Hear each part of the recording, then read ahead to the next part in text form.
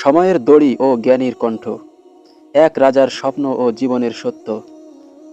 অনেক অনেক আগের কথা, ইতিহাসের ধুলোমাখা পথে হারিয়ে যাওয়া এক দেশের সিংহাসনে বসেছিলেন এক প্রতাপশালী রাজা। তার রাজ্য ছিল বিস্তৃত, প্রাসাদ ছিল ঐশ্বর্যে ভরা, আর তার আদেশ মানতে মানুষ দ্বিধা করত না। রাজা সব কিছুই পেয়েছিলেন, ক্ষমতা, সম্মান, ধন সম্পদ, তবুও তার হৃদয়ের গভীরে কোথাও যেন এক অদ্ভুত শূন্যতা ছিল। রাত্রি শেষে দিন আসে, দিন শেষে আবার রাত্রি, এইভাবেই সময় এগিয়ে যাচ্ছিল, কিন্তু রাজা কখনো থেমে ভাবেননি এই পথের শেষ কোথায়। এক রাতে যখন রাজপ্রাসাদ নিস্তব্ধ, দূরের পাহারাদারের পায়ের শব্দটাও থেমে গেছে, রাজা গভীর ঘুমে ঢলে পড়লেন। সেই রাতেই তিনি এমন এক স্বপ্ন দেখলেন যে স্বপ্ন রাজা হলেও কাউকে ছাড় দেয় না। স্বপ্নে রাজা দেখলেন তিনি যেন এক গভীর কূপের মাঝখানে ঝুলে আছেন। চারদিকে অন্ধকার, নিচে তাকালে শুধু শূন্যতা আর ভয়। উপর থেকে একটি দড়ি নেমে এসেছে, আর সেই দড়িটাই তার একমাত্র ভরসা। তিনি প্রাণপণে দড়িটি আঁকড়ে ধরেছেন, হাত শক্ত, বুক কাঁপছে। ঠিক তখনই তিনি দেখছেন দড়ির উপর বসে আছে দুটি ইঁদুর, একটি সাদা আর একটি কালো। দুইটি ইঁদুর পালা করে দড়িটি কামড়াতে লাগলো, একটি কামড়, তারপর আরেকটি। কোনো শব্দ নেই, কোনো তাড়া নেই, তবু দড়ি ক্ষয়ে যাচ্ছে। রাজা বুঝতে পারলেন এই কামড় থামবে না।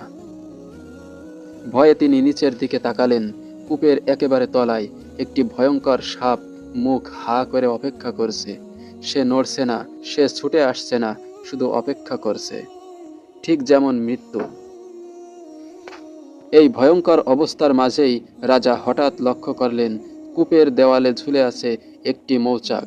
সেখান থেকে সোনালি মধু ফোঁটা ফোঁটা করে পড়ছে, আর আশ্চর্যজনকভাবে এই বিপদের মাঝেও রাজা সেই মধু জিভ দিয়ে চেটে খেতে লাগলেন।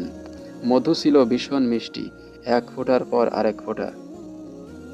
মুহূর্তের জন্য তিনি ভুলে গেলেন দড়ি কাটা হচ্ছে, সাপ অপেক্ষা করছে, জীবন ঝুলে আছে। হঠাৎ রাজা ঘুম থেকে জেগে উঠলেন। হৃদস্পন্দন দ্রুত, কপালে ঘাম। তিনি বুঝে গেলেন এই স্বপ্ন সাধারণ নয়, এই স্বপ্নের ভিতর লুকিয়ে আছে কোনো গভীর অর্থ।